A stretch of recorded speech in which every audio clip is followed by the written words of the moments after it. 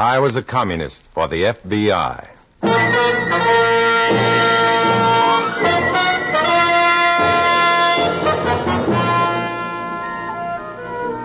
Starring Dana Andrews in an exciting tale of danger and espionage. I was a communist for the FBI.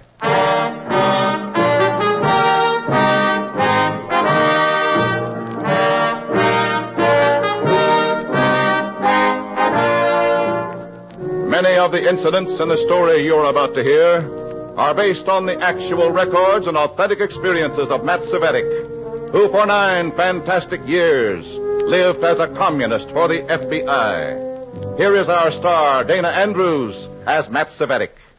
Music may be the universal language to all peoples who appreciate beauty. But during my 9-year stretch with the Reds, I learned that communists can't carry a tune. They stifle the talents of their great artists and find their melodies only in the cry of terror, the shriek of pain, the whimpers of defeated men. This story is writhing with communist music. In a moment, listen to Dana Andrews as Matt Cvetic, Undercover Man.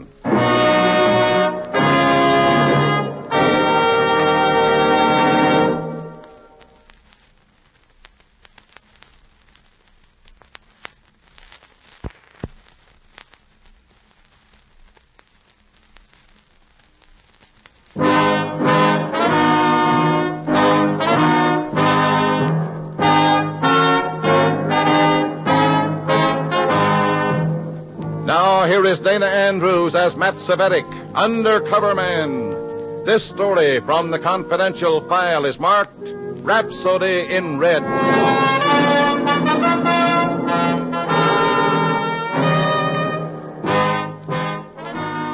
I don't dislike classical music. I just don't understand it. The opera makes me sleepy. A good symphony confuses me. I don't know a glissando or a cadenza from Beale's Calipini. But I'm a music lover. No, not because I love music. I'm a music lover because the Communist Party says I'm a music lover. Because Comrade Kafka, the commie's overweight aesthete, has assigned me to love music. Nervous, Comrade Cvetic? No, Kafka. Annoyed. The food is good, is it not? Yeah, delicious. Then what is your complaint? I don't like this new assignment. Too bad. Look, Silvestro Boccini may be a great violinist. The greatest. Okay, the greatest. But the last man in the world to care whether or not Boccini is permitted to enter the United States is me. You care now, though, don't you, comrade? No. Yes, you do. You are a music lover. You and all the other lovers of pure music here in America will refuse to let politics deprive you of Boccini's genius. It won't work, Kafka. Boccini was active as a communist in Europe. The American government will never approve his application for a visa. He's announced that he quit the party, you know. You think they'll believe that? Perhaps.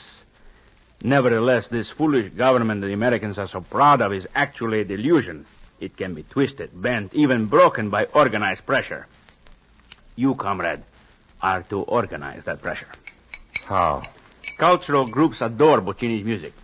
You will send out pamphlets, write letters, run paid advertisements, make speeches at women's clubs, hold rallies, all with one theme. Music knows no politics. Let Boccini in. Why is the party so anxious to get him over here? I pass the butter. Will you, Cvetic?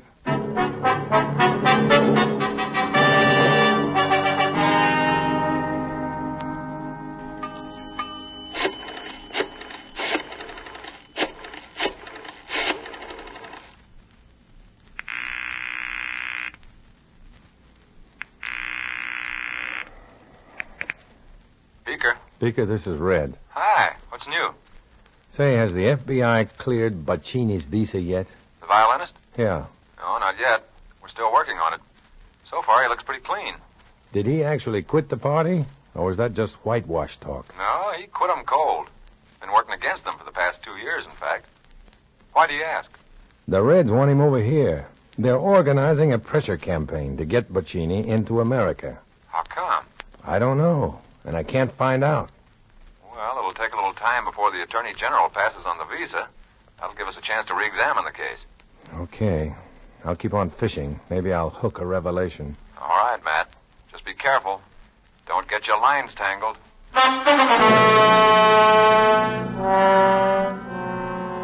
From then on, I became the busiest commie this side of the Kremlin. A Universal Language League was organized, and I was appointed chairman. Our goal, music without politics. Chapters were set up by red groups in major cities all along the eastern seaboard. Members were recruited from sincere music lovers, professional and amateur, with ears for immortal melody, but no eyes for communist treachery. Cvetic, what is this letter? Huh? Oh, that's one of the form letters we're sending out. Shall the music lovers of America permit the so-called government of the people to deprive them of Boccini's violin virtuosity? It's no good. What's wrong with it? The signature, idiot, the signature. It's signed Universal Language League. That's the We name. want your signature, stupid. On every piece of literature you send out, your name. Matthew Cvetic, chairman. Matthew Cvetic, chairman. Sign it all. The letters, the ads, the pamphlets, everything.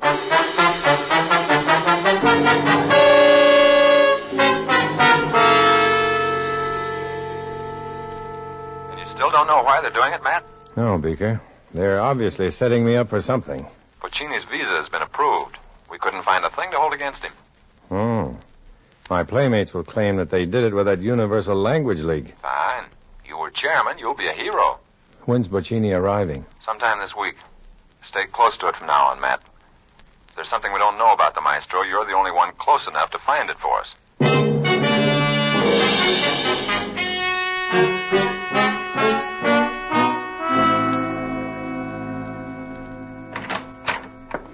Cvetic.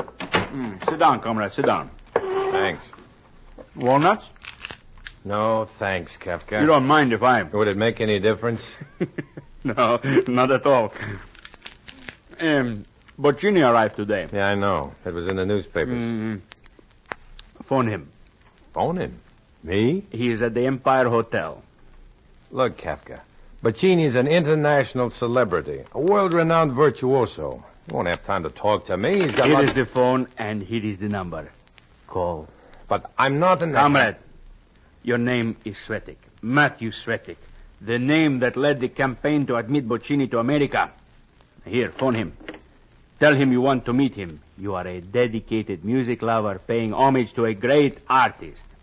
Call.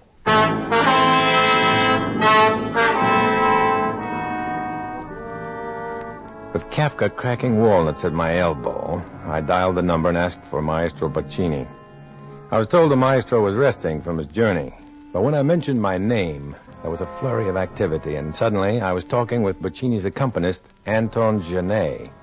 After being told in elaborate phrases how eager the maestro was to make my acquaintance, I was invited to meet him that very night. Where? Tonight, 8 o'clock at the hotel. Fine. Now, Kafka, do you think you can forget those walnuts long enough to tell me why I'm seeing Boccini tonight? The final link. At 8 p.m., the red chain becomes complete. What chain? I thought Boccini quit the party. He was even cleared by the FBI. Oh, he did. He was cleared. In fact, he has become an ardent enemy of our cause. Then what? But Boccini is not the man we care about. Our comrade is his accompanist, Anton Genet. Genet? Our secret comrade, Cvetic.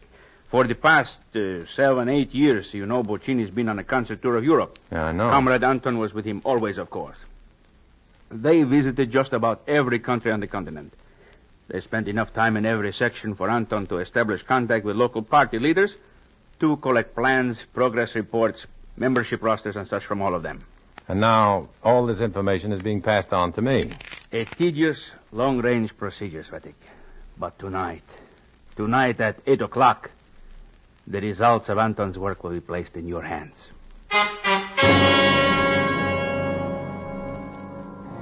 I had until 8 o'clock, a little less than 3 hours, to tell the FBI about Anton Genet. They had to get to him before I did. Once he handed me that packet of commie papers, I'd have no choice. I'd have to turn them over to the party. Kafka would give me no chance to do anything else. But if I could just get word to the FBI before 8 o'clock... Let's have dinner, Cvetic, huh? I'm not very hungry, comrade. Join me anyway. Come along.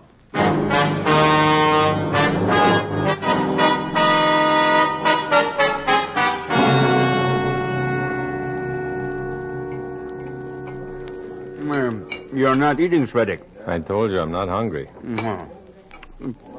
Worried about your meeting tonight? A little, yes. You should be. Anton has spent years accumulating that information for us. A slip-up now would be catastrophic. The gravy, please, Cvetic. Cvetic, the gravy. Oh, the gravy. Yes. Look out, you idiot! Oh, gosh, I'm sorry. I apologize to me, you fool. You spilled it all over yourself. But I better get some water and wash this out before it stains. Cvetic, just a minute. Cvetic! I'd ruined a pair of trousers to do it, but it was a good investment. At least I was free of Kafka for a few minutes. Long enough to put a phone call through to the FBI from a phone booth just inside the men's lounge.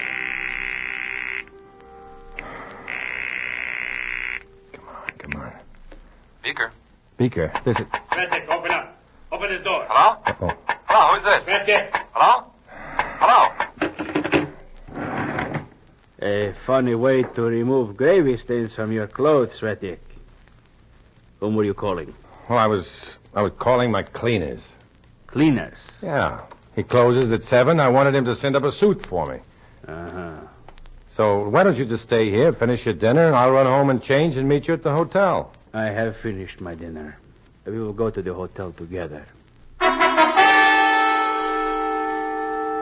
I knew I couldn't reach the FBI now. But with Kafka becoming more suspicious every moment, it was just as well. At least Comrade Anton Genet would be there when he arrived at Boccini's suite, and Kafka would be satisfied.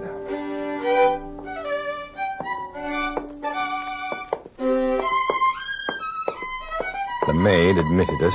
We were led through Boccini's luxurious suite to the room in which the maestro was practicing. It is no good. No good. Is something wrong, maestro? Wrong? The world spins on its axis upside down, and you ask what is wrong.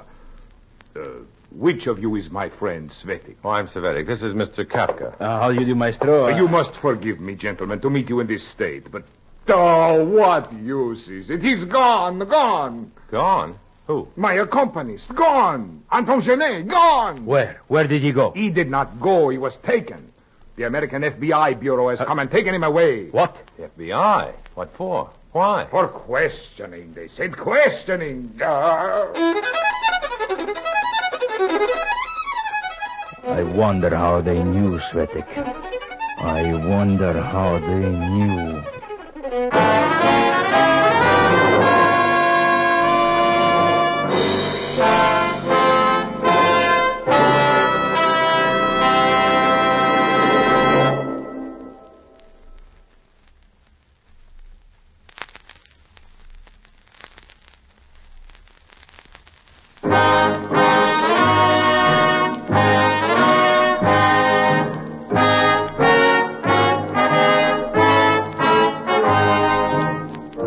Back to Dana Andrews, starring as Matt Cvetic in I Was a Communist for the FBI, and the second act of our story.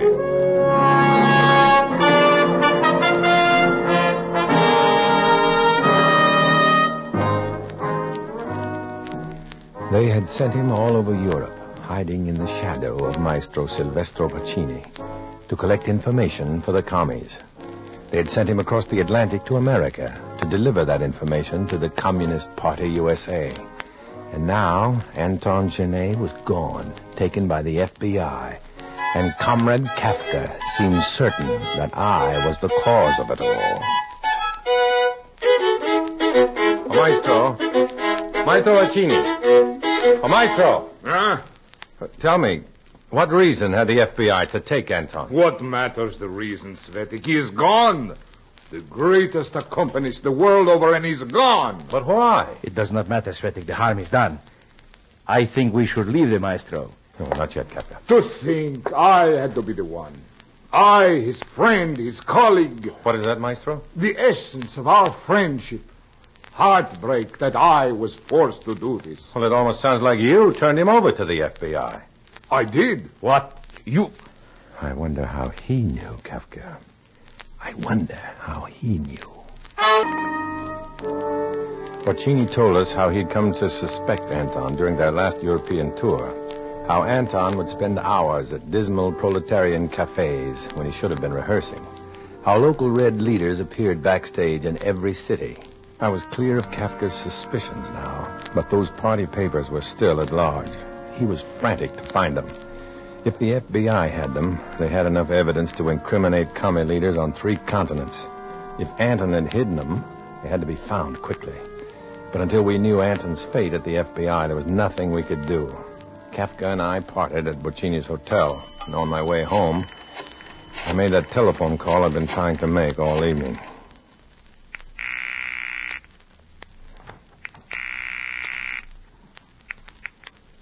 Beaker. Beaker, this is Red. Hi. You heard about Boccini's pianist, I suppose. Yeah. Is he tucked away for keeps? He's been released. Released? No evidence to keep him. But he's a red courier, Beaker. A top-bracket courier. He's brought over a packet of party information that We he's didn't going... find it, Matt. We haven't even got proof that he's a commie. Well, those papers will prove more than that. And Anton knows where they are. He must know. Well, we'll make sure we know where Anton is. Maybe he'll lead us to the evidence we need.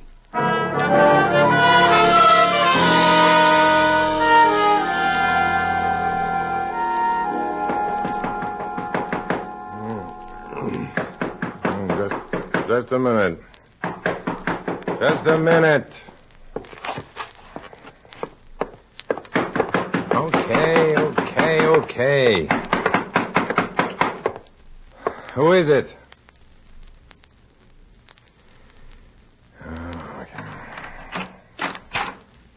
Yeah?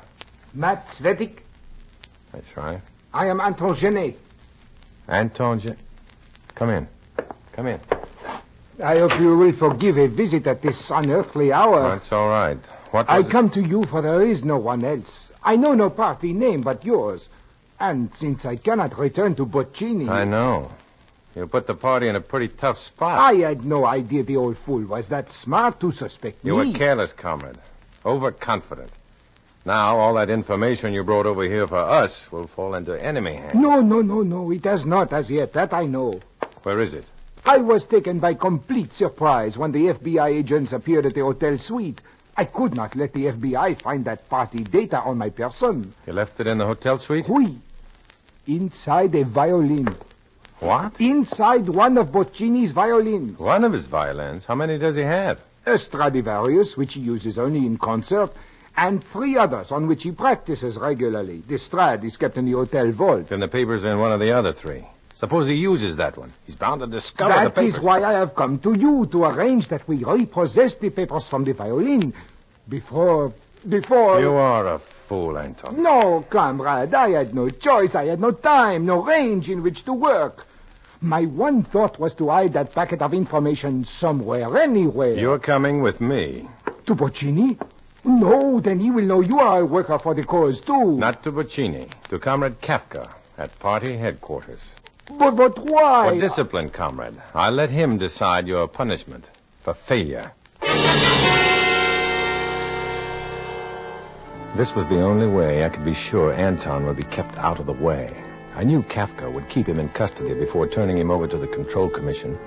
And I knew, too, that I could talk Kafka into sending me to Boccini's, for I was still the maestro's champion, the chairman of the Universal Language League, fighting to keep music free of politics.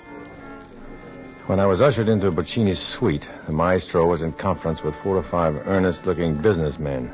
He excused himself, met me in the hall, and waved away my apology for intruding. Business problems, I hate them. You have something on your mind, my friend. Well, this is just a little something about the Universal Language League. It can wait. The League did not wait in its fight for my visa. What can I do for you? Well, the League is preparing some publicity pictures about you and, your story. Good. I will be delighted to pose. Soon? As soon as my violins are returned. Returned? Yes. Elio has them. Who? Elio, the greatest violin maker this side of the Atlantic. Oh, I see. And, this Elio... An old man, but a virtuoso of the repair shop. He works quickly. A day, 2 days, and the violins will be back with me. Then, my friend, you may have all the photographs you wish.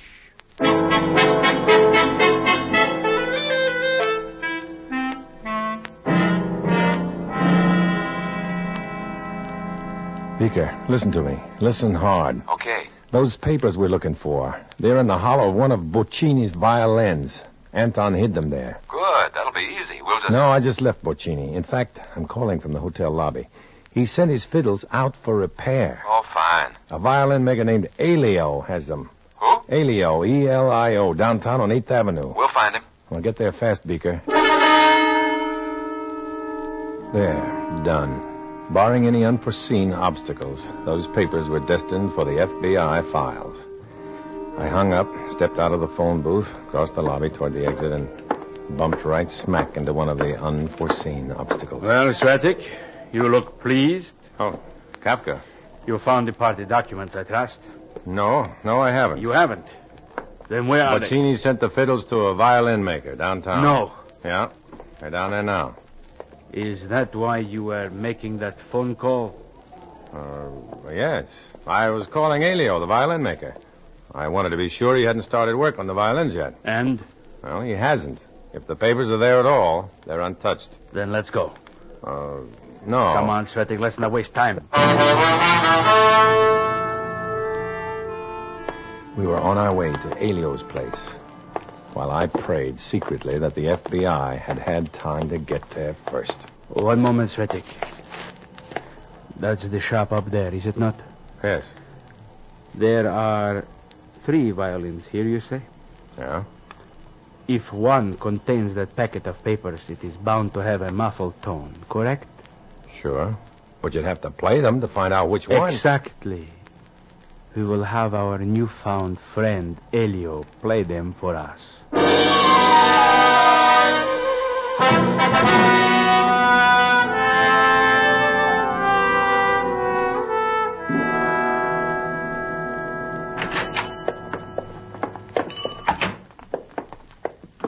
Good morning, gentlemen. Good morning. Is Elio in?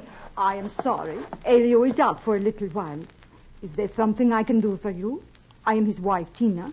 Well, no, I guess not. We'll come back later. Just a minute. We are old friends of Elio's, Tina. This is Mr. Cvetic. My name is Kafka. How do you do? But I don't recall... Last time we saw Elio, we talked about Silvestro Boccini, our idol, you know. Oh, Boccini. Oh, why, yes. It's a great artist. Elio claimed that Boccini's tone, that gorgeous, rich tone he's famous for, is more the work of the violin maker than the virtuoso himself. Well, now Elio talks big sometimes, you know. Well, Elio promised the next time he had one of Boccini's fiddles in his shop, he would demonstrate how the tone is produced. Oh, why, we have 3 of Boccini's right here now. Ah. See? I show you. Well, can you play them for us, Tina? You mean play on all 3? If you don't mind. Well, if you do not mind poor playing. Well, here, try this one first. Well, let me just get some rosin. 3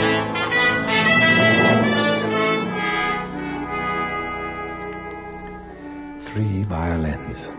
If the FBI had not been here before us, the packet of commie papers would still be inside one of them. We'd know by the tone of the instruments. Tina was raising the first one to her shoulder now.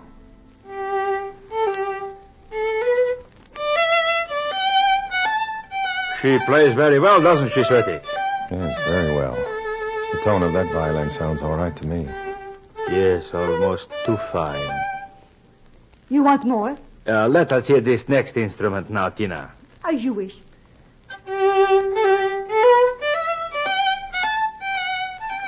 One down, 2 to go. Never before had the tone of a violin seemed so important to me, never. And this one as pure and as unmuffled as the first. Oh, sounds good, Kafka. Yes, good, too good. There is only one more, Cvetic. It must be that one. It must. You're playing better all the time, Tina. Thank you. Can you judge the tonal differences in the instruments, gentlemen? Well, not too well, but then we're just... Here, play this one, hurry.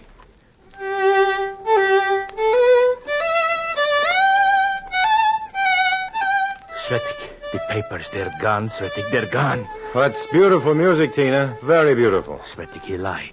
Anton lied to us. He lied about those violins. He lied about the papers. Don't stop, Tina. It's beautiful. Just beautiful.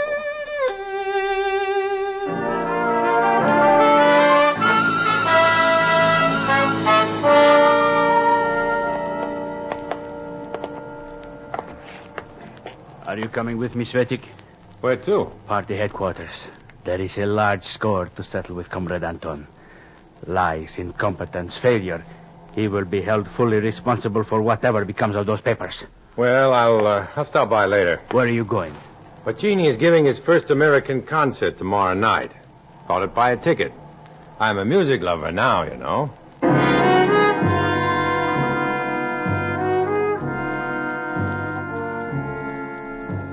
Kafka went his way, I went mine, thinking of Anton Genet, a top-bracket courier, at the mercy of the treachery he advocated.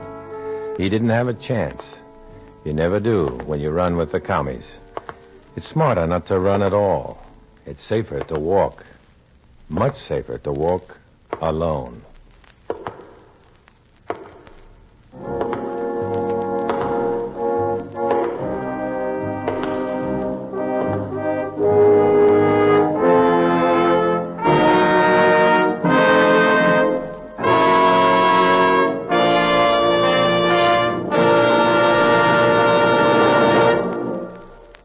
Dana Andrews will return in just a moment.